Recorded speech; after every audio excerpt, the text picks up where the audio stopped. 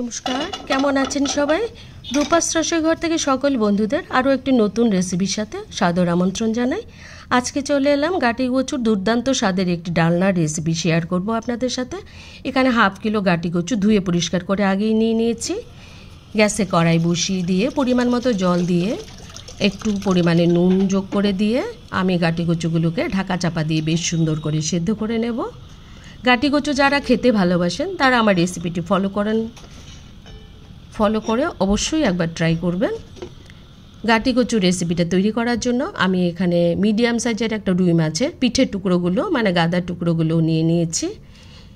এবার মাছের টুকরোগুলোর মধ্যে আমি এখানে 6 পিস মাছ নিলাম। আপনারা আপনাদের পছন্দ মতো মাছের টুকরো নেবেন।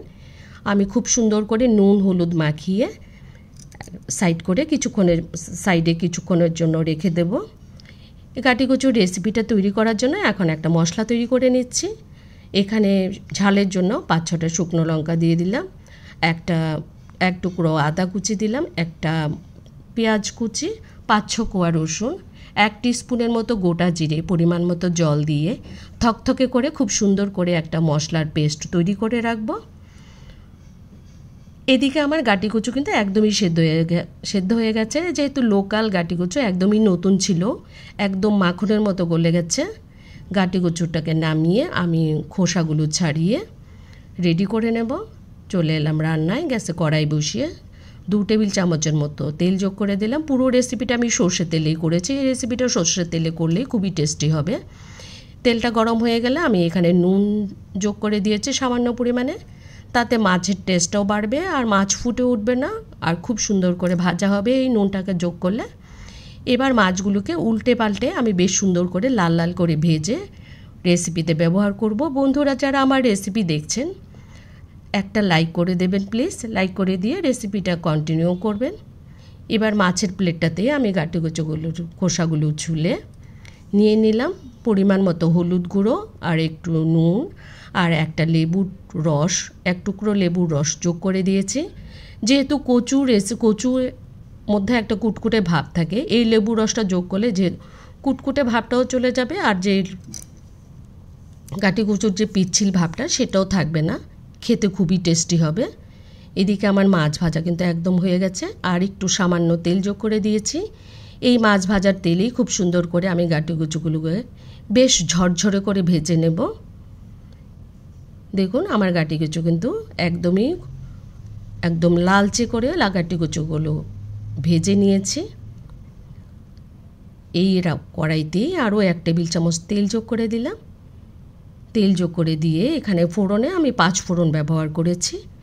5 ফোড়নে খুব সুন্দর একটা ভাজার স্মেল বেরোলে আমি আগে থেকে বেটে রাখা যে মশলাটা, পেঁয়াজ, আদা, রসুন, শুকনো লঙ্কা আর গোটা জিরের যে মশলাটা বেটেছি এই মশলাটাকে যোগ করে দিয়ে একটু কষিয়ে নিয়ে এখানে আমি শুকনো মশলাগুলো যোগ করে দিচ্ছি। পরিমাণ মতো হলুদ গুঁড়ো, 1/2 টিস্পুন জিরে গুঁড়ো, 1/2 টিস্পুন ধনে গুঁড়ো আর সামান্য লাল লঙ্কার গুঁড়ো, একটু নুন দিয়ে দিলাম যাতে মশলাটা খুব তাড়াতাড়ি কষে যায়, রান্নাটা খুব তাড়াতাড়ি হয়। মশলাটাকে কষিয়ে মিক্সিং জারটাকে ধুয়ে একটু জল যোগ করে দেব। জল যোগ করে দিয়ে মশলাটাকে বেশ ভালো করে শুকনো করে কষিয়ে এখানে ঝোলের জন্য পরিমাণ মতো জল যোগ করে দেব। বন্ধুরা যারা আমার রেসিপি দেখছেন, যদি নতুন বন্ধু এসে থাকেন আমার চ্যানেলটা সাবস্ক্রাইব করে অবশ্যই আমার সাথে থেকে যাবেন প্লিজ।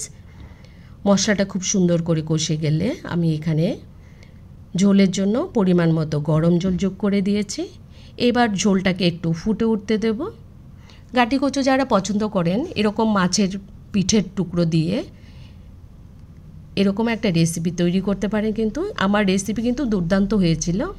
আমি প্রথমেই ঝোলটা ফুটে উঠলে প্রথমে মাছগুলো দিয়ে দিয়েছি। মাছগুলো দিয়ে নুনটাকে চেখে আর একটু নুন যোগ করে দিলাম। এবার আমি মাছগুলোকে জাস্ট 5 মিনিটের মতো একটু কুক করে নেব যাতে খুব সফট হয়ে যায় আর ঝোল মশলা ঢুকে যায় মাছের মধ্যে। ঢাকাটা তুলে দিয়েছি। আমার খুব সুন্দর করে ঝোলটা ফুটে উঠেছে, মাছটাও বয়েল হয়ে গেছে। এবার আমি ভেজে রাখা গাটি কচুগুলোকে দিয়ে নাড়াচাড়া করে ঝোল মশলার সাথে মিশিয়ে নেব। গাটি কচু যারা খেতে পছন্দ করেন এরকম করে গাটি কচু বানিয়ে অবশ্যই একবার ফ্যামিলির সাথে শেয়ার করবেন। আমার রেসিপি কিন্তু দুর্দান্ত হয়েছিল। এখানে কিছু বিলেতি ধনেপাতা যোগ করে দিয়েছি। এই রেসিপিতে বিলেতি ধনেপাতা অনেকটা টেস্টি হয়। এবার আমি গ্যাসটাকে অফ করে দেব। গ্যাসটাকে অফ করে দিয়ে এক টুকরো লেবুর রস এখানে যোগ করে দেব। এই লেবুর রসটা কিন্তু এই রেসিপির টেস্ট অনেকটাই বাড়িয়ে দেবে। আমার গাটিকচুর ডালনা রেসিপি, রুই মাছ দিয়ে গাটিকচুর ডালনা রেসিপি কিন্তু একদমই তৈরি। দুপুরে গরম ভাতের সাথে এরকম একটা গাটিকচুর রেসিপি থাকলে আমি গ্যারান্টি দিচ্ছি সবাই এক মুঠো ভাত বেশি খাবে। এত টেস্টি হয় এই গাটিকচুর রেসিপিটা নামিয়ে আমি পরিবেশন করে দিলাম। বন্ধুরা যারা এতক্ষণ আমার রেসিপি দেখছিলেন, যদি ভালো লেগে থাকে অবশ্যই একটা কমেন্টস করে জানাবেন। ভালো লাগলে বন্ধুদের সাথে অবশ্যই শেয়ার করবেন। আর যারা এখনও লাইক করেননি প্লিজ একটা লাইক করে দেবেন। এতক্ষণ যারা আমার রেসিপি দেখছিলেন সকলকে অসংখ্য ধন্যবাদ জানাই। দুর্দান্ত স্বাদের গাটিকচুর রেসিপি ভালো লাগলে অবশ্যই একটা সুন্দর কমেন্ট করে আমাকে বলবেন। ধন্যবাদ জানাই সবাইকে।